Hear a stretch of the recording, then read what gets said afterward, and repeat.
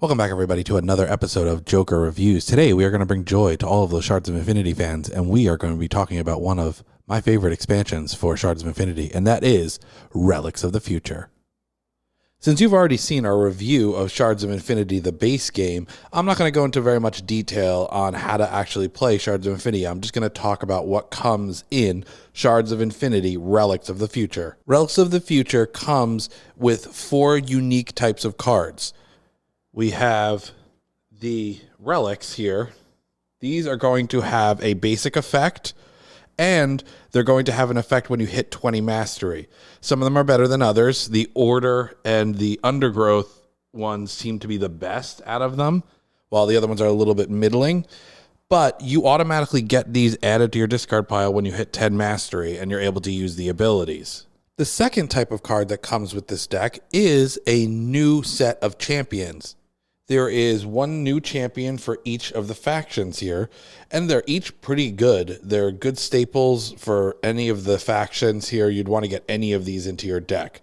And they have really cool effects. Like this one, copy the effect of an Undergrowth ally played this turn. This can stack with the other Undergrowth ally card from the base game that allows you kind of copy the ability twice. This one can't be attacked if you have higher mastery. This one costs less, and if you have more Homodeus champions in play, and you gain 7 attack on exhausting it. So they're designed to synergize. This one ignores damage. They're designed to synergize very well with the specific faction that they come in.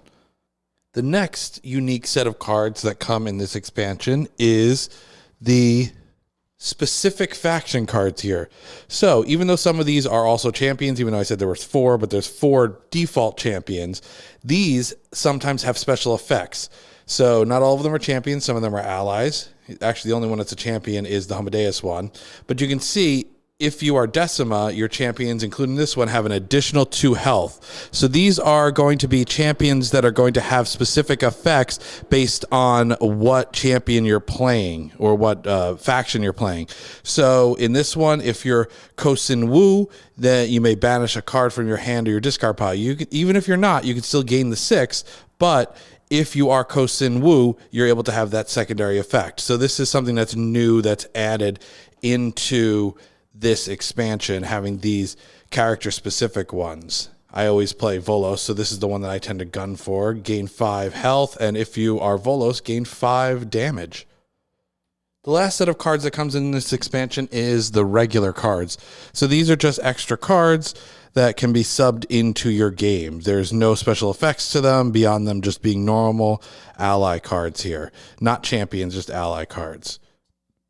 But they add some variety, and if you've seen the same cards over and over again playing the base game, it's nice to have these. Now that you know what comes in the expansion, I'm going to meet you back up top and give you my final thoughts.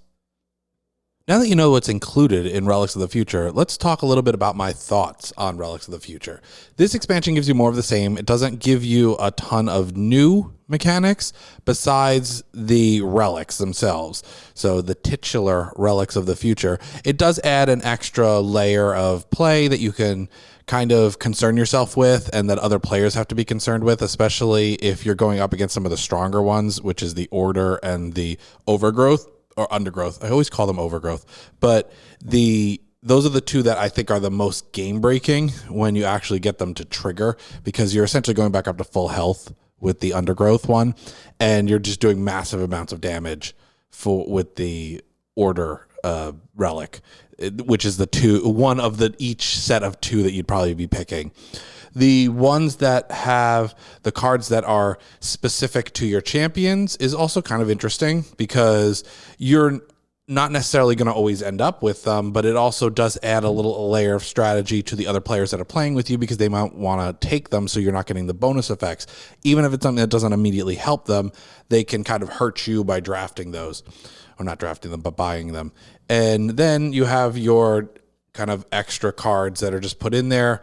They are just more of the same. They don't really have much new in here. There are some interesting effects in there, but nothing that's too game-breaking or too game-changing. I think this is a great expansion for what it is. It gives you more of the game that you love. If you love Shards of Infinity, it gives you some new things to think about with the champions and the relics. And yeah, I don't think it's something that is going to add a ton of longevity to the game if it's something you play all the time, but if it's something you really like, then definitely go out and pick it up. It doesn't give you anything else that you have to explain that's really complicated or anything like that. It's super easy to kind of just throw this into your base game and just keep it as part of your base game. And you don't even have to use the relics all the time, even if you're keeping them in with your base game. So yeah, that's my thoughts. If you do like what you saw here today, please like that video. Leave a comment down below. What's your favorite of the Shards of Infinity expansions? Are you a big fan of Shards of Infinity? What champion do you tend to play? All of these things are things that I would love to know. Subscribe to the channel so you don't miss any of this content going into the future, and ring that bell so you know what's up. And I'll catch you in the next one.